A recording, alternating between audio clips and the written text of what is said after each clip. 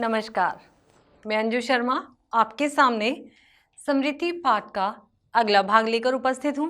पीछे हमने किया कि लेखक किस तरह से भाई साहब के पिटने के डर से डरते डरते घर पहुँचते हैं। वहाँ से चिट्ठियाँ लेकर उन्हें मक्खनपुर भेजा गया और रास्ते में उन्होंने कुएं में सांप को जब ढेला मारा तो उनकी हालत कैसी हो गई। अब 5 धोतियों का प्रश्न था कि उनके पास 5 धोतियां कहाँ से आई। 2 उनकी अपनी पहनी हुई, 2 जो दोनों भाइयों ने कानों पर लपेटी थी और एक उसमें उनकी माँ ने खाने के लिए उन्हें भुने हुए चने दिए थे। तो उन्होंने सभी धोतियों को एक के बाद एक कसकर अच्छी तरह से बांधा और उसकी एक लंबी रस्सी सी बना ली। रस्सी को बनाकर एक छोर पर अपना बबूल का डंडा बांधा और दूसरे छोर को लकड़ी के साथ बांध दिया और धीरे से उस डंडे को कुएं में छोड़ दिया। अब लेखक ने वहां जाने का, कुएं के अंदर जाने का निश्चय लिया। उसने सोचा था कि वो जाएगा और जल्दी से सांप को मारकर चिट्ठियां लेकर वापस आ जाएगा। छोटा भाई बहुत रो रहा था, लेकिन उसे लेखक ने आश्वासन दिया, भरोसा दिलाया क्योंकि वो जल्दी से गया और आया।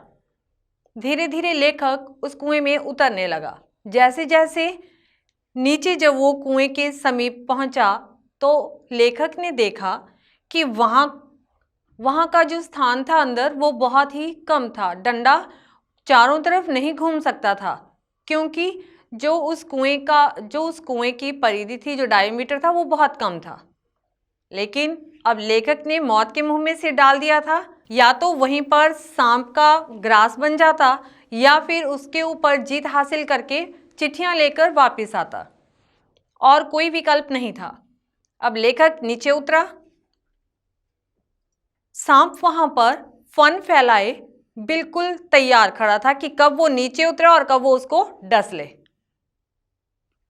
लेखक ने कुएं की दीवार पर अपने पांव सटा दिए, दीवार की तरफ को अपने पांव लगा दिए। वहां से थोड़ी सी मिट्टी नीचे गिरी और सांप का ध्यान उस तरफ को हो गया। लेखक ने जल्दी से अपने पांव लटकाते हुए कुएं में वो झट से उतर गया। एक तरफ खड़ा हुआ, लेकिन बहुत ही सतर्कता के साथ। जरा सी भी अगर निगाहें हटती, नजर हटती तो सांप जो है एकदम से लेखक को डस लेता।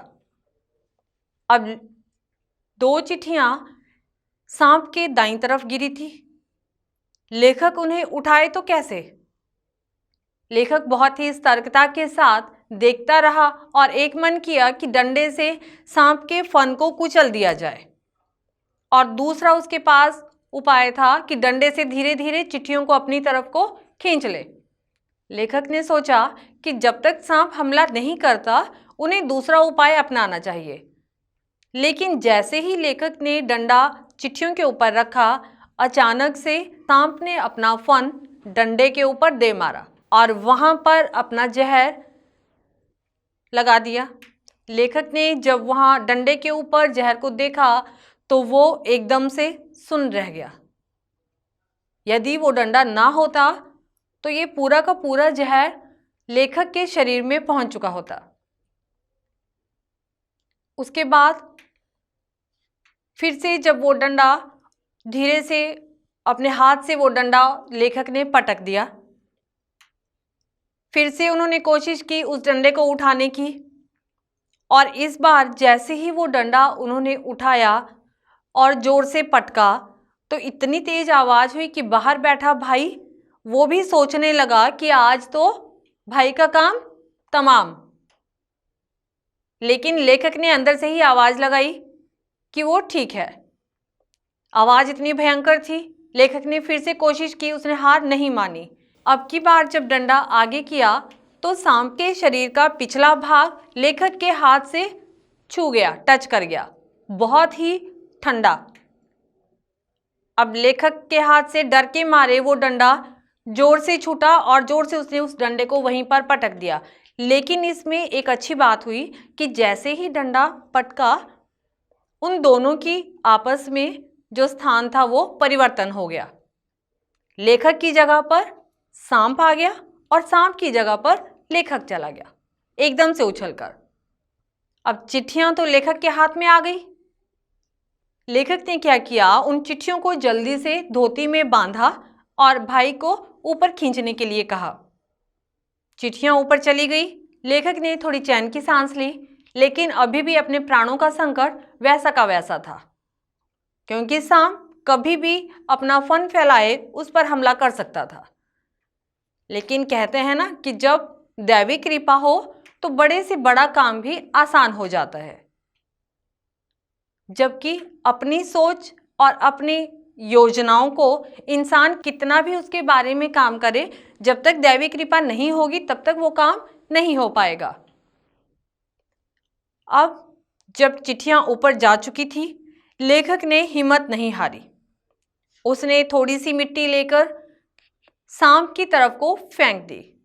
अब जब मिट्टी सांप के मुंह पे फेंकी, उसकी आंखों की तरफ को फेंकी, सांप का ध्यान उस तरफ परिवर्तित हो गया और लेखक धीरे से ऊपर चढ़ने की कोशिश करने लगा। हालांकि ये लेखक के लिए बहुत ज़्यादा मुश्किल था कि बिना किसी सहारे के धीरे धीरे अपने हाथों के बल पर धीरे धीरे ऊपर चढ़ना।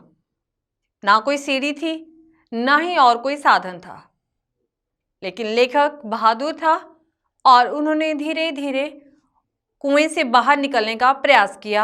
हालांकि उनकी जो सांस थी धौंकनी की तरह चल रही थी, धक धक करती, पसीने से वो तरबतर थे। बहुत मेहनत के बाद, बहुत साहस के बाद धीरे धीरे वो कुएं से बाहर आए। जैसे ही कुएं से बाहर आए, वहां पर एक लड़का ये सब काम को देख रहा था कि कैसे वो अंदर गया, क्या क्या वहां पर हुआ। लेकिन लेखक ने उसे चुप रहने का इशारा किया और उसे कहा कि ये घटना वो किसी से ना बताए। लेखक ने भी इस घटना का जिक्र किसी से नहीं किया। जाकर वो चिट्ठियां मक्खनपुर डाकखाने में डाल दी। आकर के भी उन्होंने इस बात का जिक्र किसी से नहीं किया, किसी को नहीं बताया कि उनके साथ क्या हुआ। बहुत सालों के बाद 1915 में जब वो मैट्रिक कर चुके थे, उन्होंने ये बात अपनी माँ को बताई।